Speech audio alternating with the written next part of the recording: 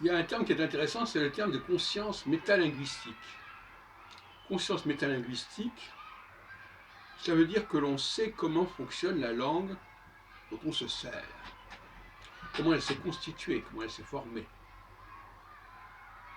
Alors, un des principes de base, c'est l'étymologie, c'est la suffixation et c'est la préfixation.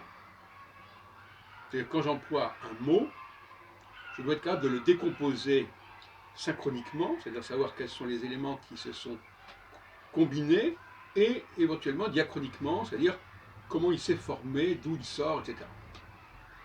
On peut considérer que cette conscience métalinguistique est faiblement partagée. Bon, je reviens sur cette notion-là. Bon, l'étymologie, on comprend ce que ça veut dire. C'est à la fois savoir d'où vient le mot, sa genèse, de quelle langue il vient, à quelle langue il a été emprunté, etc. etc. Ça, c'est assez banal. La préfixation, c'est ce qui modifie le sens du mot. Par exemple, heureux, si vous mettez mal devant heureux, malheureux, ça n'a pas le même sens. D'ailleurs, c'est la même chose si vous utilisez un terme comme forme négative. Il n'est pas heureux, c'est aussi une forme de préfixation. Et l'autre forme, c'est la suffixation, qui, elle, permet de créer des dérivés. Par exemple, de passer de l'adjectif à l'adverbe. Gentil, gentiment. On ne change pas le sens du mot, mais on en élargit les applications. Alors, le problème, c'est que beaucoup de gens perçoivent les mots comme un tout. C'est-à-dire que dans l'apprentissage de la langue maternelle, on s'aperçoit que généralement, c'est comme ça qu'on a procédé.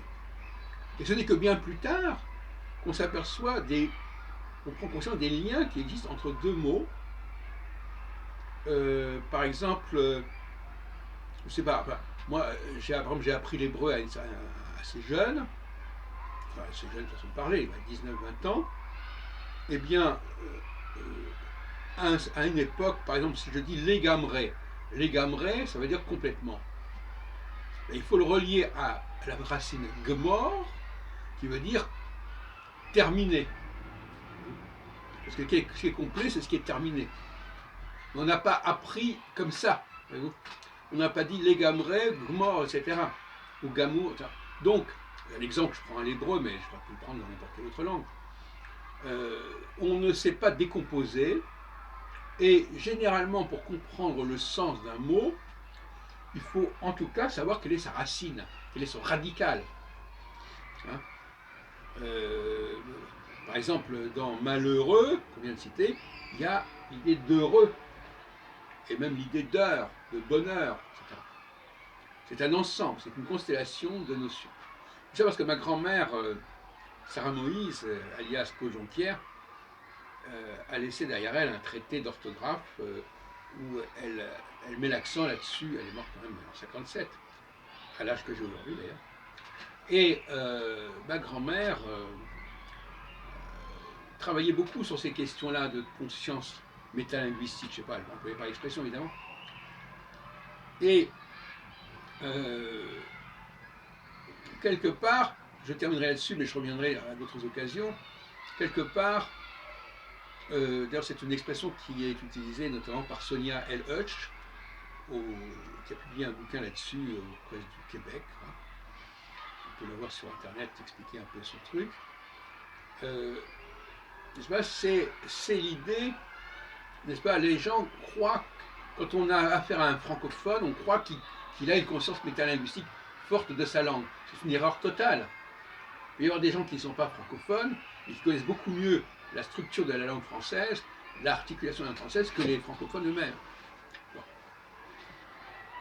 Donc, pour terminer sur ce point, l'étymologie, c'est ce qui fait entrer la diachronie, c'est-à-dire qu'on entre dans des états de la langue qui ne sont pas employés dans la langue actuelle, mais qui sont qui font partie de langues autres ou d'états antérieurs. Et en revanche, il y a la synchronie, où il y a le préfixe et le suffixe. Ce sont des mots qu'on connaît, mais qu'on ne relie pas forcément ensemble, et dont on ne comprend pas les articulations sémantiques, entre autres.